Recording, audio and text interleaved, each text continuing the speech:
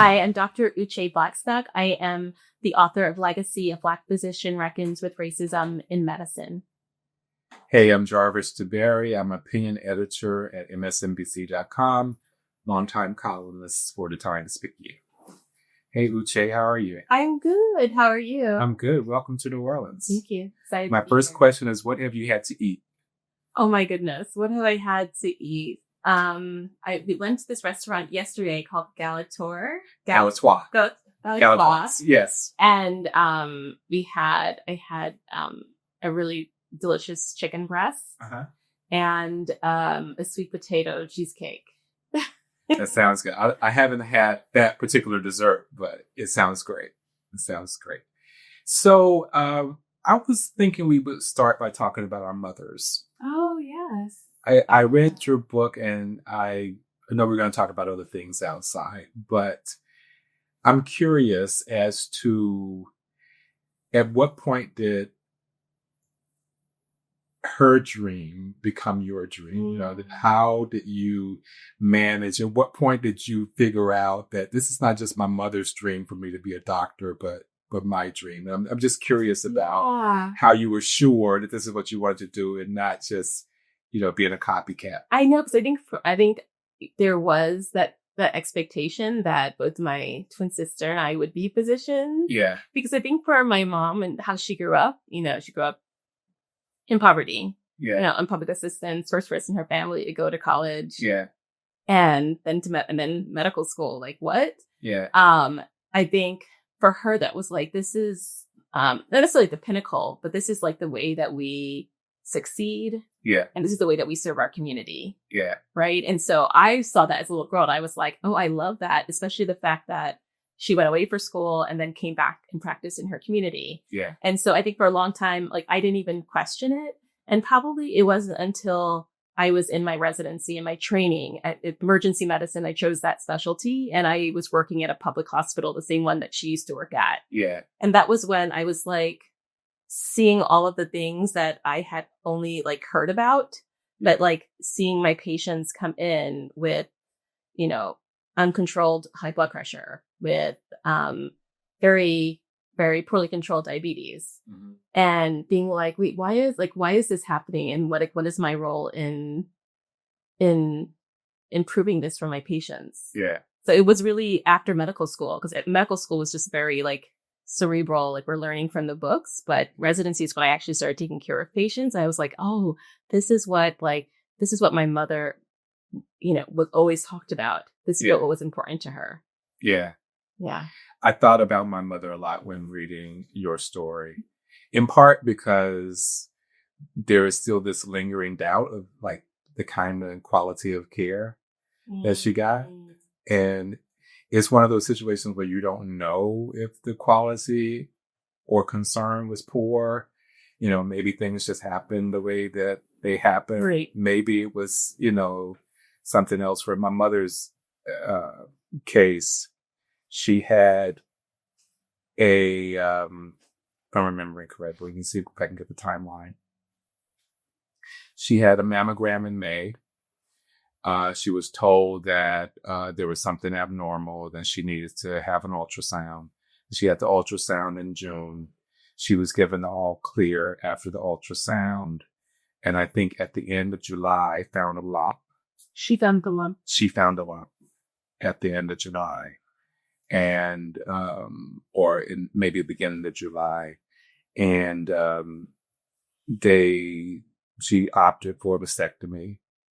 And during the pathology report, they said it had spread past her clavicle, right? And so did they misread something? Did they not get something right? So it's always those kinds of kind of lingering questions. But I also thought about her because I feel like, similar to you, walking in your mother's footsteps, and that's kind of like what I did, kind of unconsciously. So my mother was an English teacher. And like the strictest grammarian, and so it's no surprise, I think, to anybody that I'm editing other people's writings and correcting their punctuation. And it occurred to me while reading your book about how much our parents shape us. like unconsciously, like we may think that we're making kind of our own choices and our own decisions, but they kind of shape this world in which we inhabit. And these things that we are just completely normal to us, right? And so what becomes normal to us is kind of like what we do. Yes. So you and your sister are playing with your mother's medical bag and playing with stethoscopes. Right, playing with all her medical instruments and going with her to meetings of the local Black women physician organization. Yeah. And looking at this room full of Black women physicians talk about our community and what projects and programs they're going to do. Yeah. And me and my sister sitting in the back of the room, like trying to be quiet, listening in. Yeah. They're not understanding everything, but knowing what they're saying is very important. Yeah. Right. And so I always say that was my reality. That was our reality. Yeah. And it wasn't until I got older, probably in medical school, that I realized that wasn't the reality. Yeah. That I was very, very fortunate to be able to have that exposure growing up as a child. Yeah. And the fact was, that's so few, less than 6%, of all physicians are Black. Well, it has to be an amazing experience. And I want to ask about the other side, because obviously if you go to college and you go to medical school as a Black person, there are going to be people who presume that you don't belong, or presume that, this is going to be too hard for you or too difficult for you. So there must have been like, well, I've seen a gazillion Black women doctors before, and now you're trying to act as if I'm some imposter or something. Yeah, it's so interesting because I feel like despite seeing all of that and all of that being the norm for me, because there's like anti-Black messaging everywhere, I still had those like self-doubts. Yeah. I still was always like, am I good enough? Right? Even though I had seen, and I not just only had seen, but seen women and men in my community doing what I wanted to do.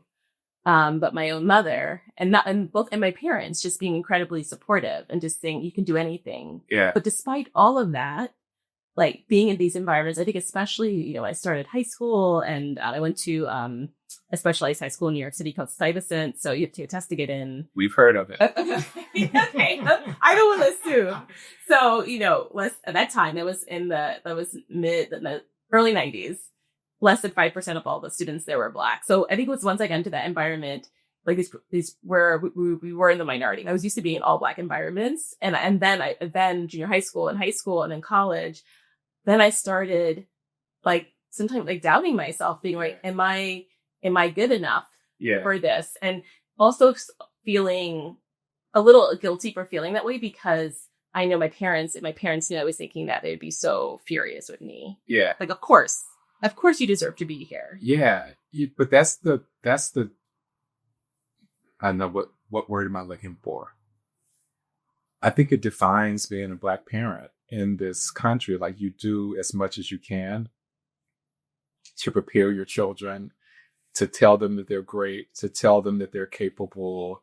And as soon as they step out the door, there are many, many more people either explicitly telling them or implicitly telling them that they can't and that they won't and that this is audacious. You know what I mean? Yes, so it's like, It's like your parents could do everything they can possibly do, and yet you still have to go out into this white world and have them tell you, you're not supposed to be here and that you're not good enough.